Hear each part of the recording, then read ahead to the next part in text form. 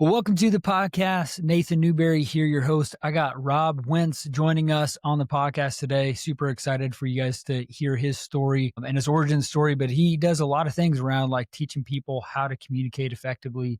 He is a leader. He talks about the origins of this. We're going to dive into some of those attributes where it's like 6 attributes of a brilliant communicator, 9 points of vitals that are important for a business and leader. He also teaches people how to monetize their podcast. So we're going to talk about some really cool specifics around the tactics of business and growth. So stay toward the end. That's going to be a cool things where we kind of chunk down some of those key areas of that and hear his story. Before you dive in to everything, if you're wanting to build an audience online, there's a free gift I want to give everybody that's listening in down in the show notes of like how to grow a business online. If you're someone that's starting or scaling a coaching business or want to get to know how to do that, to leverage AI ads, build a media and sales team, down below is a free workshop for you. So you can check that out. It's my gift to you, Rob.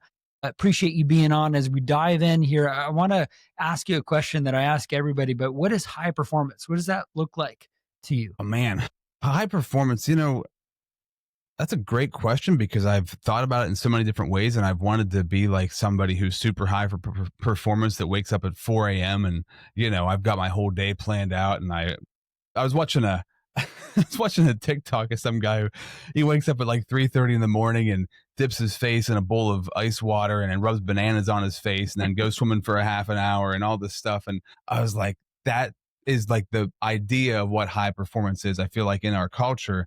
But for me, high performance is knowing who you are, knowing what your values are, knowing what you're focused on, knowing what you're going after, right? Your vision, your target, your goals, and having a mission statement for your life. To me, that's to be performing at a high level. You know exactly who you are, why you are, how you're serving. Yeah. I think that's good, man. Because there's a lot of those comical things, right? Like people waking up at 3 a.m. and they put the bananas and crap all over their face just to be kind of like, I think they're trying to play, out the funny parts about high performance scheduling. I hope so. I hope it's fake. If it's real, it's also awesome. If it's real, that's awesome that somebody's doing that. It kills me, but more power to them. But yeah, it's funny either way. Is that a thing? Like actually putting people like bananas in their face? Like if that's a new like face hack, that's random. I 100% guarantee there's a video about it. I'm sure if you go to YouTube I've or seen TikTok, some of those things. I thought it was just a joke. I don't know if it's an actual thing, but maybe people are like, they both like, oh, this is actually how you do it, or I don't know. Random side note. Sorry.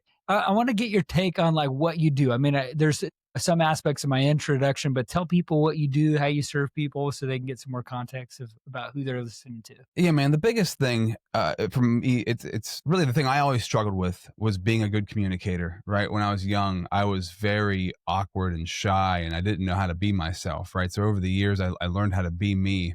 And there was so much power in being myself and so much power in being able to effectively communicate who you are, what you want, where you're going. And so I work with businesses, business coaching, helping leaders and companies know, number one, who they are. It's hard to lead people if you're not clear on yourself, but then making sure you're clear on your company's vision, on the mission, on the people. How do you serve people effectively? How do you lead them if you don't know who they are, what they want, what they're great at, what their gifts are? So it's helping business owners and everybody involved become the best version of themselves so they can perform high performing. They can perform at a high level inside of that company. So everybody gets risen up by that. So often people get left in the dust, right? And I work with a lot of people in the labor industry, electricians, mechanical engineers, companies like that, because there's very successful companies in that space with a lot of employees who don't have any direction, don't have a lot of meaning to what they're doing, don't have a lot of purpose to what they're doing. And there's always poor communication. So my main goal all the time is to help people become better communicators, because personally and professionally, that's going to make your life so much better. That's so true, man. And then you also have the podcast academy too. Do you want to mention a little plug about that too? Yeah, sure. I spent 20 years in radio broadcasting. A lot of my life was spent behind a microphone on the radio. And I started the podcast during that part of my life, still doing another podcast called The Unstuck Movement today. And I found so much. I was at a very stuck period in my life for about 3 years, going through a separation and divorce, where I was doing something that was successful, but I felt completely unfulfilled in it. And I Mhm. realized the thing I was missing was my podcast, creating a platform that allowed me to express myself, that showed my gifts and let me connect with people. And then I learned how to build that platform and then monetize it, streamline it like a radio show so it could be done quickly. There were streams of income that came from it. I could get leads from it. I could build my business. I made amazing connections through it and built my brand. I could, make impact through that. And I just love helping people do that because you have a podcast. We're on it right now, right? There is Mhm. so much value in having a podcast, personal growth wise. You grow so much as a human being by being able to interview people well, being able to connect with them, the active listening that comes along with it, the authority that comes along with it. There's so much value in podcasting. And, lots of people have podcasts, but are they maximizing it? Are they doing it quote unquote the right way? What are they doing it for? And is it something that's viable, feasible? Does it generate income? Because if you're doing it for free, you're eventually going to, I think, at least for me, I burned out on it. So you should Mhm. have a way to monetize it. You should have a way to have it be super efficient, have it be a machine, and you should meet incredible people through it and grow your business through it. So I help people do that. Totally, totally. Love that. And then tell us about like the origin story a little bit, Rob. Like, how did this all come about? Like, I know you touched on it a little bit right here, but like, what being an entrepreneur, we're a little bit wired a little bit different. Like, bring us to the beginning. Is this like the beginning selling something door to door? Is it, your No. parents, were entrepreneurs? Like, you live in Pennsylvania. I mean, was it inspired by the Amish? Like, bring us back to the beginning. We're not all Amish over here, although I did grow up right next to the Amish, so I'll take that as the truth. Yeah. No, man, no entrepreneurs in the family, interestingly enough. I did not sell anything door to door. I was definitely not an entrepreneur growing up. What happened was, to make it a short story, I had drug addiction issues, low self-esteem, really didn't think too much of myself, and had a hard time throughout my life figuring out who I was and what my place was in the world. And through that came personal development. I have a almost 11-year-old son. As he was about to be born, I can remember very distinctly, I can remember feeling like, man, I can't be this version of me as he gets older. I cannot let him see his dad high all the time, Mhm. not caring for himself, just not being the best person that I could be. And that just drove me down a personal development journey that it turned a switch on, and that switch never got turned off. Yeah. And I know you know what that's like. It's that you flip that switch and it's like, well, I can't go back. There's only one way to go, and that's forward. And once you find breakthrough, so right, the unstuck movement, that's as much of a thing for me as it is for a platform. It's like finding breakthrough in your life, because we all get stuck at certain places. And those stuck places might be plateaus that we reach, or they might be vices.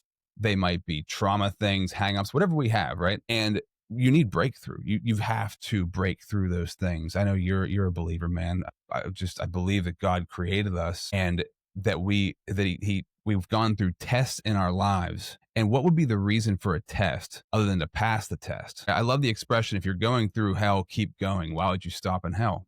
Why not? If you're going through something really difficult, you have to figure out how to get through it. You've got to persevere through that. You've got to find breakthrough. And so for me, it was like, okay, I kept reaching these new breakthroughs in my life, and it kept leading me to new levels. And I'm like, I know tons of people who also need to get through these things. So make the mess the message, as cliche as that is. You get through something, help somebody else get through it. And I think as time goes on, and I have a plan for where I'm going, a vision for where I'm going, but it's always going to change, because I always see like, okay, I got through something new here. I've got to help somebody else figure out how to get through that thing. And I love to Mhm. be able to speak from those areas that I've had victory in. And so that's kind of it. And that was the entrepreneur concept came from, I was in radio, right? I can't stay in radio broadcasting in a company that I feel like, in an industry kind of, that doesn't feel like it supports and values who I am and what I can do. The only way for me to really feel that value is to do it myself. And I Mhm. believe that God calls us to a life of adventure. He calls us to go out there and be adventurous. And unfortunately, a lot of the times when you have a job, that adventure gets stepped on. It can get squashed. And I notice the more risk I have in my life, the more chances I take, the more I grow. Mhm. So why not just keep growing? And that, where does that take me? Well, I'll continue to find out, but the journey's awesome. And I imagine you could also speak to that, right? It's like, I love growing and getting better. And my personality, it's always challenging myself. So I just love challenging myself, to see what's possible and what's next. There's always those line in the sand moments that kind of just rattle us and wake us up. Right. And I Yeah. think you and I both were just like, why didn't we do this earlier? Right. Yeah. Why didn't we figure this out in a way where like the trajectory isn't, over 30s or 40s, right? And so, but everybody has those line in the sand moments, but they're so critical. I mean, there's the switch of the light. There's just like the motive, the drive, the clarity all of a sudden of like, now I know the instead of just like wandering in the dark. Yeah, man. And the cool thing is too, I mean, if you look for it, there's always another line in the sand moment because there's Hmm. always something you're stuck on. For me, going through this divorce and stuff, a lot of debt came out of that. So it was like, I've never been in debt before, especially like this. I got to get out of this. Mm. And I had to come to a point where, and I was just telling my wife this today. I'm remarried, not the old wife, the new wife. And I was saying to her today, it's like I've always kind of lived life for me selfishly, and I never even. And I'm fortunate, but in my first marriage, I didn't view my life as living it for somebody else, to be the rock in my house, to be the provider, to be the protector, right? And so I never thought of myself that way. And I think I avoided that because that seemed scary. That seemed too intimidating. But that's what I have to do. That's what we're called to do. So, like, as a mission statement, man, I want to be the provider. I want to be the protector for my family. Hmm. And what a goal. I honestly, I get chills, I get goosebumps saying that out loud because that is like a real mission and a real goal. And I know you said you have 3 kids before we started, right? There's no better feeling than knowing that you're providing and protecting for your family. And that Hmm. can, man, that's how God designed the family to be. So when that's Yeah. out of alignment, you really feel out of alignment. When that's not lined up correctly, you feel that, and it's very Yeah. painful. And that's a recent line in the sand that I came to of like, okay, this is something I really have to step up in. And I think those lines in the sand, if you're paying attention, there's always another one to cross. I forget the statistic on it, but they always say that people that make more money are the ones that have families.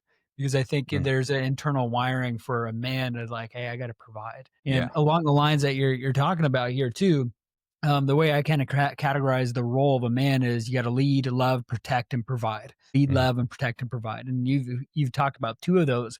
But to lead well, to love well, to protect well, cornerstone of that is you have to provide. It's hard to lead a family, that is in debt, or, the wife is making more than you, or, it's hard to love when you're in the midst of like financial challenges.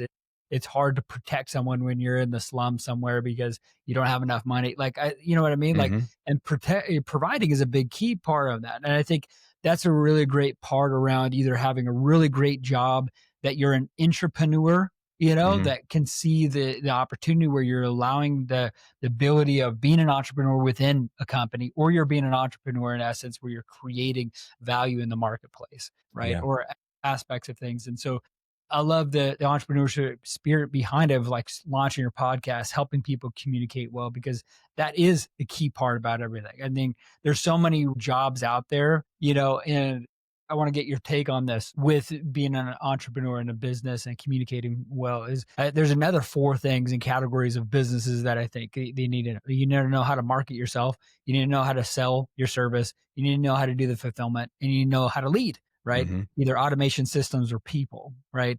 And a job you can pick one of them, right? I can go do sales for a company. I don't need to worry about then the fulfillment as much. I could just need to focus on that one, or just the fulfillment if I'm just doing stuff, or likewise, right? And all those different areas, it's like either I have a job that I pick one, or I'm an entrepreneur that I need to consistently learn some of those things and continue to grow on it. And you've honed in on some key aspects of a niche of like leading people well, communicating really efficiently. How important is that? And where's the missed opportunity there that people don't see that skill and lean into it that they need to have? Going back just for a second, it's really interesting, isn't it? When I stepped out on my own, I think when I got into entrepreneurship, I was probably 30, maybe 33, 34, something like that. And I was not anticipating all of the personal development that was going to come along with it, right? Because you don't realize, like, I thought I was good at a few things. I was a great communicator. I thought I was great at selling who I was and what I did, like as far as being a radio personality. And I was very good at that. And so when I stepped out into business, it was like, oh no, there's all these things that I've never had to do that are really scaring me. Mm. Selling, just being on my own, tracking everything, keeping track of money, the finances, like all this stuff that I felt very unequipped to do. And I quickly realized, like, wow, man, there's so many, everybody who, and maybe not everybody, but lots of people who work a 9 to 5. And I'm not saying there's anything wrong with having a job or 9 to 5s, but I'm saying when you step into like the world of entrepreneurship, you realize like, holy cow, there's so much for me to grow on. And it's kind of scary. It's intimidating. It's like, geez, like I felt like a total fish out of water for a couple of years, and I still do sometimes. And that was such a turning point for me, where I can either go run and hide, which my natural is to go run and try to distract myself and have fun. That's where the addiction comes from and all that stuff. But the other side's like, no, you need to be stable, provider, disciplined. You're being called to something much better, much Yeah. bigger. And that's really hard. It's really hard to stay in that place and like tough it out through all of that. Let's go back to the question. I forget what your question was now because I got so sidetracked on that, but I'm so passionate about that It's true. because It's very true. Yeah. I think along the lines of like how you help people get unstuck, look at the leadership and the communication. What's the opportunity lost of not honing in that skill, and then the opportunity gained by really learning it and infusing that into either your job or into an entrepreneurship journey? you know, when you teach something, you become that thing on a much deeper level, right? So with the communication part of it, if you're lacking in being able to communicate effectively, if you're lacking, you need to be a leader in your family, and you're not even doing that at work, like you're not going to be able to lead your family effectively. You're not going to be able to lead yourself effectively. And I realized that for myself, it was like, I need to be able to lead myself. If I can't lead Mhm. myself, then I can't even, I'm going to be a mess. Everybody else around me, they're not going to be able to rely on me to do what I'm going to do. So what other purpose would there be? If I'm going to become good at this thing, I need to teach other people how to do it, because they have to find that breakthrough in their life. I'm convinced you have to be really good at communicating. You have to be really good at understanding who you are as a leader, especially women too, but especially for men. It's like, this is such an important thing, because we can run away from it. When you get married, right? It's easier to let your wife make all the decisions. It's Mm. easier to let her be the communicator, because those are things that women seem to naturally want to take hold of. At least in my relationships, that's been the case. And I'm more inclined to just sit back and be like, sure, whatever. On the disc assessment, right? My D is so low. My decision part is so low, and I'm like, that is a red flag. Like, man, you focus on your strengths, focus on your gifts, but you have to be a better decision maker for your family, for your life. And I recognize, like, okay, that's something I really have to get better at, because I don't want to, talking about that dynamic of men and women and husband and wife. If your wife ends up making all the decisions and she does all the communicating, that reverses the roles and everything's out of whack at that point. And so if you're doing that in your marriage, if you're doing that in your business or in your personal life, whatever it might be, things are out of whack and you don't feel right. And when you don't feel right, you end up doing things that are out of alignment with who you're supposed to be, because you're constantly betraying yourself. Have you ever read the book Leadership and Self-Deception? You ever heard of that one? No, I haven't yet. Such a good book, and it's written like a story. It's written like a conversation, and it's so powerful because the whole concept of the book is self-betrayal. And when we know we're supposed to help somebody do something and we don't do it, we betray ourselves. And so then we have to find reasons to blame them because we didn't do the thing we were supposed to do. And Mm. the whole book is, the simple example is, you're laying in bed with your wife and your newborn child is crying, and you have that thought of like, I should get up and help him, but you don't. And you think, well, she'll get up. And then if she doesn't get up, you're like, well, why isn't she getting up? She's the mom. I have to work in the morning. She's the one who breastfeeds. She can handle that. You know, you come up with all these excuses as to why you don't have to and why she does. And that plays out in your life constantly. So to avoid that self-betrayal, you've got to take action. And in order to take action, you've got to recognize like everything is in your responsibility, even if it might not seem like it is at the time. And I understand that I went off on a long tangent here, and I don't even know if I answered the question. but That's good. Yeah. but I think the point is, this idea of taking responsibility is a it's a constant thing that's always coming up throughout the day. And we always have that choice. Are we going to, or are we going to betray ourselves and blame somebody else and, take the the pressure off ourselves. What are some key things that you've taken home? Like, talk us about the 8 attributes of vitals and walking through some of that. Sure. The vital system. So VITALS, right?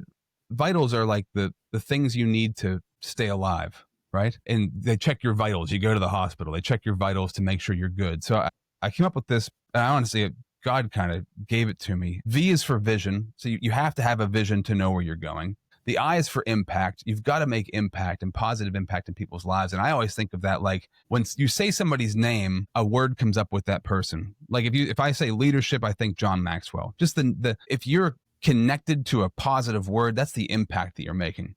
The T is for technology, because we're all using technology, or it's using us, usually a little bit of both. How can we, I know you use a lot of AI and things of that nature. Like, how do we leverage something that seems, for a lot of people, it seems overwhelming, it seems scary, but we have to know how to use it. We have to know how to leverage it. So how are we using technology effectively? The A is for action and activities. What actions are we taking? You might have a vision. You want to make impact, right? You've got to take action on the things in your life that will move you forward. The L is clearly for leadership. Leadership is everything. And the S is the most important one, which is service. How are you being of service to people? I know that you said before we started too, being in sales, or maybe you said this once we did start, being in sales is all about, being a great salesperson is all about serving. And when you serve at a high level, you're a good salesperson, because you're no longer trying to make somebody buy something. You're creating a buyer because you believe in what you do so highly that it's okay if somebody doesn't want it or need it. You'll get to the right people who do need that thing, and you'll serve them at a very high level. And being of service is everything. And I go back to the greatest servant leader ever, Jesus. I mean, that's he served people at an extremely high level. And the more I go back to earlier when I was saying about myself and how my wife used to say, oh, she still does sometimes, that it's Rob's world and she's just living in it. So everything revolved around me, how I felt, what I thought needed to happen. And that was a recipe for disaster for me and for everybody else in my life. The more I can be of service, the better everything gets. I think we're naturally selfish as humans. So the more we can focus on being of service, the more we grow as people to be who we're supposed to be. How do people learn this? You know, is the skill of leadership. I'll give you an instance. Early on in my career, I was running a branch office in recruiting, and I was having challenges like hiring people and like having them really kind of be efficient. And it's probably just hiring wrong. You know, I think there's C, B, and A players, but my wife said something. It's like, maybe that's just not a good, skill of yours. Maybe that you're just not good at leadership. And I was like, wait, that's a skill. Like I'm still learning it. It's not like you're just a bad leader and then just be done with it. It's like, we're always growing. It's like a skill. And it like stung, for sure. But it also gave me a realization of like, hey, I just got to get better at learning to lead and communicate effectively. And those are things that we constantly grow in. And it's not just like, are you good or you're born at doing it or not? It's just like, it's a constant learning. Is there certain things that you've, fine tuned around key attributes or things that someone can learn in and lean into that skill? Yeah. Well, I go back to the leadership. I go back to the vision on that, because if you don't have a clear vision of where you're going or why you're doing what you're doing, an internal mission statement for your life, it's really hard to be a solid leader, because you don't know what you want. If you don't know what you want, how can you help anybody else get what they want or get your business to where it's supposed to be? And oftentimes I think that vision, that mission statement doesn't have anything to, I could be wrong here, but for me, it doesn't have anything to do with the business that you're running. It has to do with an idea bigger than a business, right? An idea bigger than that. One of the guys I work with, he runs an electrical contracting company, amazing guy. And it's super simple. It's such a simple focus. He has a passion to help people. And that seems vague, but when he said it, usually when I ask people that question, they have to mill about with it for a while. It might take hours, it might take days to come up with something good. He just blurted it out. I have a passion for helping people. And you could feel that that's at the core of him, who he was. That's, even though he was an electrician and he went out and he fixed people's stuff and he wired whole buildings and things of that nature. At the core of it, he just wanted to help people. And he did that through his job. And so I feel like that's the thing, is finding that internal mission statement that drives everything that you do. And usually the more simple it is, the better it is. And it might be hard to go with a passion for helping people. That could mean a billion different things. but he focuses all of his attention in his business into making sure people are helped, they're assisted, they're served, and that drives him forward. And I think at the core of it all, figuring that out for yourself is going to help you become the best leader you could possibly be, because it's what gets you out of bed in the morning, and it's what drives all your decisions. If you don't have a vision and you're not clear on that, and when I'm going to go back to this guy, his name's Mark Hott, amazing guy. When he said that, he didn't even hesitate to say it, which meant to me, because they usually say like the best vision statements, mission statements are super short, like 3 to 7 words, and you say them without even thinking about it. And that's exactly what he did. So at the core of him, he knew who he was, and there was no shaking that. And I think that's how you become an incredible leader. I want to touch on too, talking about building mission statements and boundaries. We talked off air the importance of systems in a business. Can you talk about kind of the importance of installing that and kind of how you go about that? Well, yeah. Why don't you, if you don't have a system, what happens? You kind of lose your mind, right? You're like reinventing the wheel every day. Everything seems like chaos. My mentor, his name's Ray. Ray's 86. He's been a coach for as long as I've been alive. And he says, once you build the system runs you. And that's the beauty of a system. You don't have to wonder anymore about what to do. It's not like what am I going to do today? It's like, no, here's the system, and you just step into it and it just kind of runs. And you can apply that to everything. I'm not going to say I'm perfect at that by any means. I definitely don't have a system for everything, but the things that I do have systems for run so much more efficiently and so much more easily. And I'm sure you can attest to this. When you have a system in place, you can feel the ease, right? There's an ease that comes with it that is relieving. It's almost like the flow state. Like, wow, that system creates a constant, it eliminates confusion. It eliminates the chaos. You get into a groove that brings joy. I think systems bring joy because you don't have to second guess yourself. Mm-hmm. You don't have to, it takes away so many headaches, and it can be really hard to do. It can be hard to put a system in the beginning, but if you pay attention, the system will reveal itself, because there's a certain way you do things when they're done right. And if you can find the sweet spot of that and put that in place, man, it'll change everything. There's the rhythms, the rituals, the systems. It's like how we live. It's like we have seasons in life, seasons, naturally in nature. And there's the rhythms and rituals of like our circadian rhythm of how we wake up, how we process. I think there's, I remember someone said this, and I thought that was interesting. It was like the spiritual language of God is probably in numbers, because of how things are kind of wired and done. And when I relate to numbers, I think of just the systems of like how things are organized and are accounted for, right? And we're accounted for our day and time. And I try to think of how can I be as intentional as I possibly can with my life, my family, my health, every aspect of, life and business relationships. And so I think it's so important, like what you're doing, Rob, with helping people get unstuck and get clear with some of that. Well, thanks. And think about it this way, like before God put order to the world, it was void. It was chaos. There was no system in place. Like the systems are a system, or the seasons are a system. The way, like when we eat food, there's a system that's in place. And when that system gets out of whack, what happens to you? If you are eating food and your system isn't working properly, you're going to feel it. And it's going to mess your day up. It might mess your life up. It might kill you, right? So looking at it that way, it's like, wow, everything that has a system runs so well. It runs correctly. And when there's not a system there, you feel it. And it's a good way to identify also, personally and professionally, if it feels like things are off, there's a system that hasn't been put in place yet. And it's probably, there's either the wrong system in place that haphazardly got put together, or there's chaos. And if that's happening, you feel it. Yep. And that's where you step in and do something about it.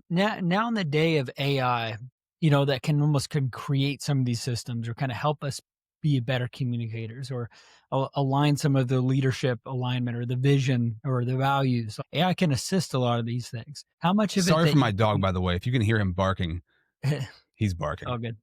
But like, how much of AI are you using these days? Just like everybody else. Every day, every day I'm using AI in some way, shape, or form. But it is for the prompts. It's for the systems, right? It's the brainstorming. I'm actually in an AI course right now, a 21-day AI course, just to go deeper into my understanding of it on ChatGPT. But for me, it's it's putting all the puzzle pieces in place that need to be put in place to set up things efficiently. But also, I've been using it recently. I found a really fun one. I don't know what to eat. I'm going to list some things in my fridge and let AI, what's a meal that can come out of Right. that? Like just Yeah. dumb stuff. It's the brainstorming that takes away so much of that. Because I'm somebody who can get analysis paralysis for sure. I like grocery stores that have one item of each product. I hate going to a Walmart where there's 50 different kinds of noodles. So like I just want one noodle, like just make it easy for me. So I use AI to kind of sift through all of the noise to like come to very concise decisions quickly. That's been Mhm. my main use of it. I'm trying to find new uses. I mean, right now, honestly, man, I've been making, I want to get some pictures framed of our family, but comically through AI generation, like me and my Yeah. wife, pictures of her. I figured out you can't put kids in AI. They won't let you do pictures of children. It won't use them. I guess there's some, issues there. But like our dog, I have him in like doing funny stuff. So lately I've been just doing kind of like goofy stuff with it and just experimenting with all the different ways that what is possible with it. It's kind of a loose answer, but I'm curious. I know you're deep into it. What are you using it for right now? I told my team about 6 months ago, I said, all of our jobs are gone in the next 6 months if we cannot figure out how to adopt and use every aspect of AI. And that I think fueled a lot of my team to kind of really figure it out.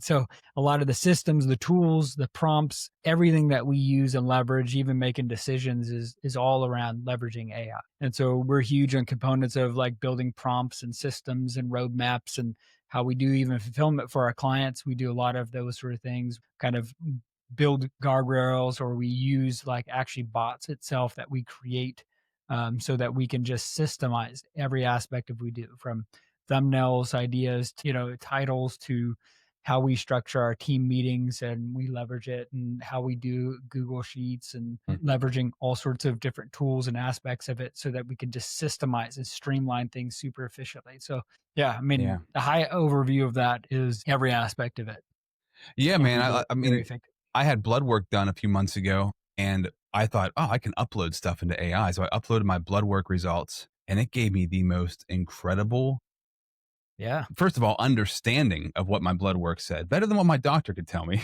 Yeah. Which he was impressed by. And then also ideas from that of what I could do better. And I was like, Mhm. wow, this is unbelievably amazing. So that was just another level. And just yesterday, I do 3-part assessments, attribute index assessments with clients that I work with. And so I've been uploading their results into ChatGPT, and then it's giving me frameworks. It's giving me quick breakdowns, so I don't have to go through 100 pages of results. We can break it down super quickly. Just Right. stuff. It's saved me so much time and also so much clarity. The clarity that can come from it is Mhm. invaluable.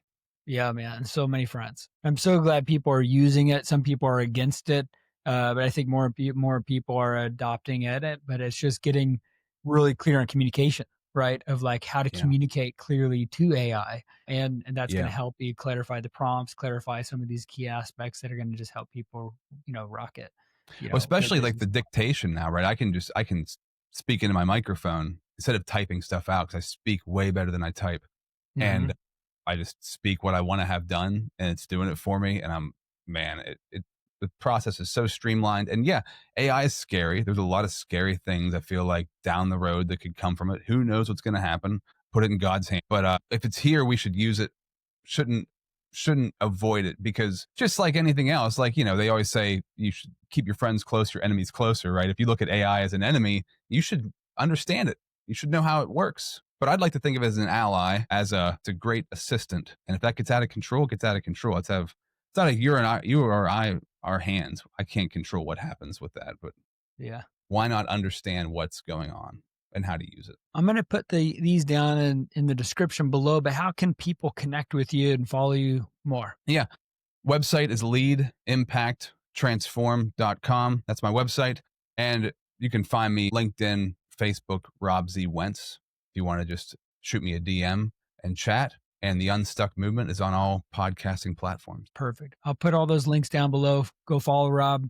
Appreciate you being on the podcast. Thank you guys for tuning in on today's episode. We will see you guys on the next show.